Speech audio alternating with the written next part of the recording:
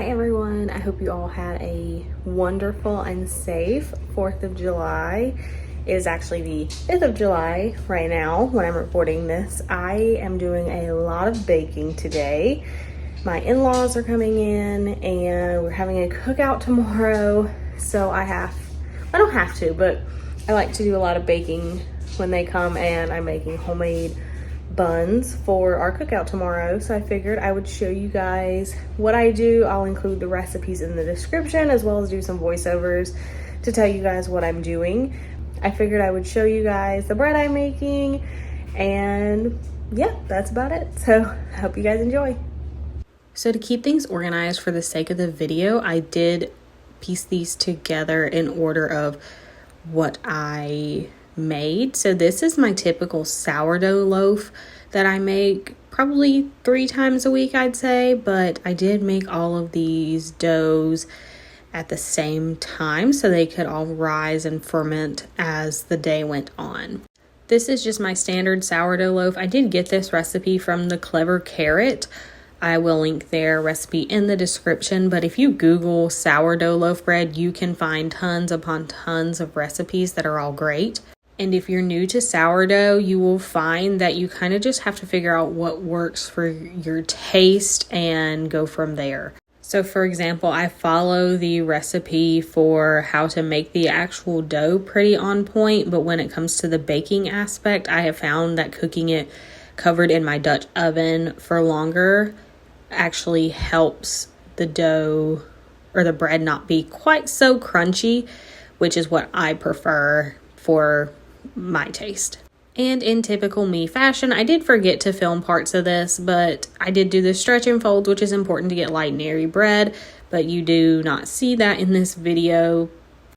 And you'll also see for some of the other breads I end up making, I forget to film parts of that as well. But like I said, this is just my typical sourdough loaf for everyday bread.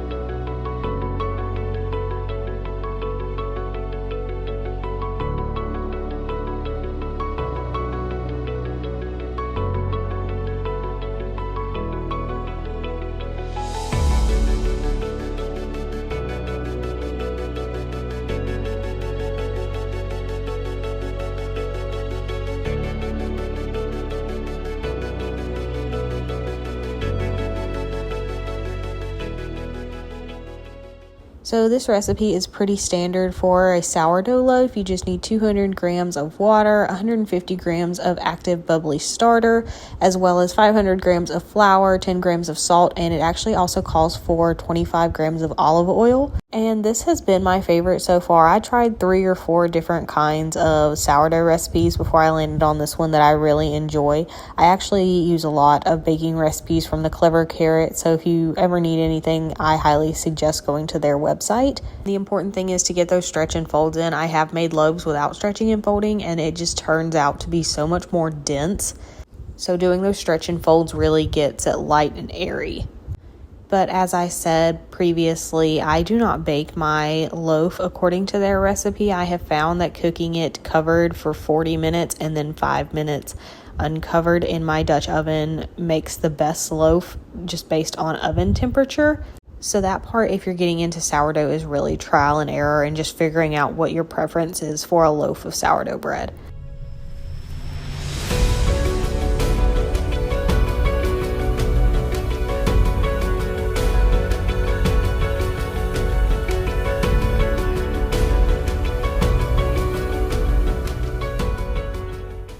The next recipe I am doing is hamburger and hot dog buns, and when you see me make this, you're going to think, Emily, what the heck are you doing? Yes, this is a lot of dough that I made. I actually did 4 times the recommended amount for this recipe because I had to do 4 batches. Each batch is supposed to make roughly 8 hot dog buns or hamburger buns, and I wanted to have 16 of each, so I did 4 times the recipe. And I think you'll really notice it once the dough starts mixing. I actually gave my KitchenAid a run for its money making this much dough at one time. But this recipe is actually from the Farmhouse on Boone. This is another recipe website that I use all the time, especially for sourdough discard recipes. I find that they're super easy to follow and they come out with great results. And I will also link this recipe specifically in my bio below if you would like to try it out.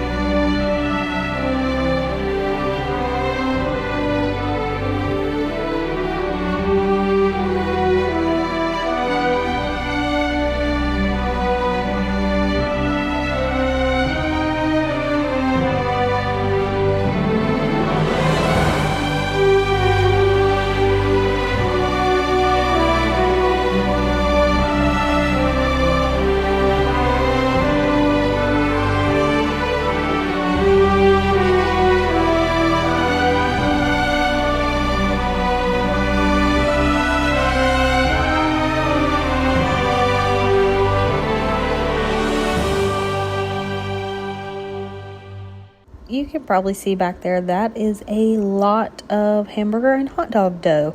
And it actually worked out pretty well. I had about 16 of each, so the recipe made just the perfect amount. We actually had some left over just based off what we ended up making at our cookout. But the hardest part of this is just getting everything shaped perfectly, and you'll see at the end when it's done baking that things still kind of ended up lopsided and stuff when I baked them. But it's a learning process. So if you are planning on making hamburger and hot dog buns, don't expect them to be perfect the first time you make them.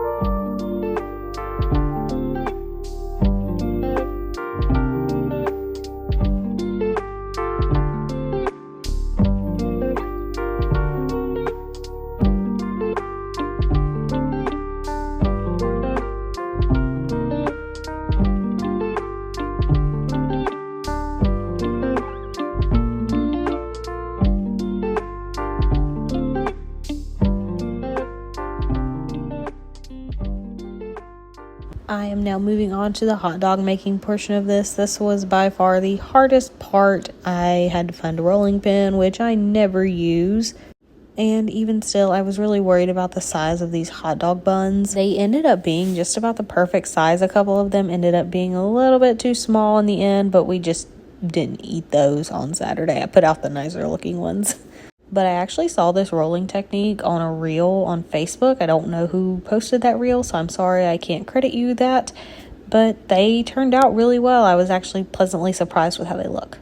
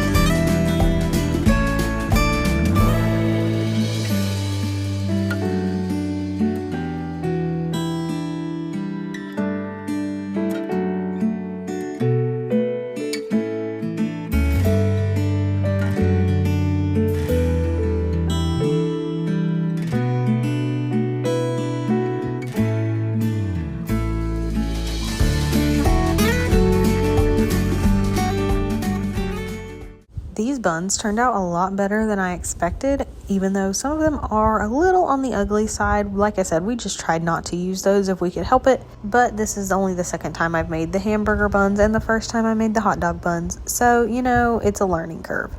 So full disclosure, this next part is where I ran into the issue with filming. My in-laws finally got here about the time that I was finishing up this last set of dough, which is actually for breakfast bagels. And when they got there, I just kept forgetting to film because I was at this point exhausted from cooking all day, and I was hot because the oven heated up our entire house. And so I was just tired, and like I said, I kept forgetting to film making these bagels.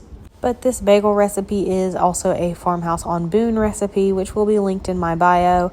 I made these bagels the other day for the first time, and the first batch I made turned out way better than the second batch I made. I'm not sure what the difference between the two was because I followed the recipe the same both times, but I figured I messed up somewhere and maybe the next batch I make won't be so bad. But either way, they turned out amazing and my in-laws really liked them, so that's all that really matters at the end of the day.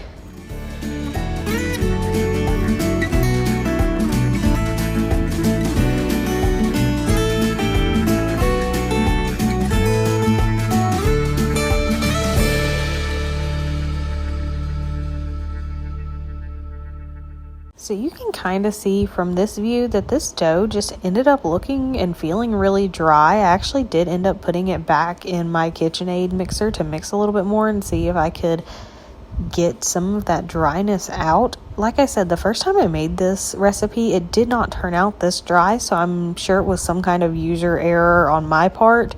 But like I said, I don't know what happened. Either way, the bagels themselves turned out fine. They just weren't as moist as they were the first time I ended up making them.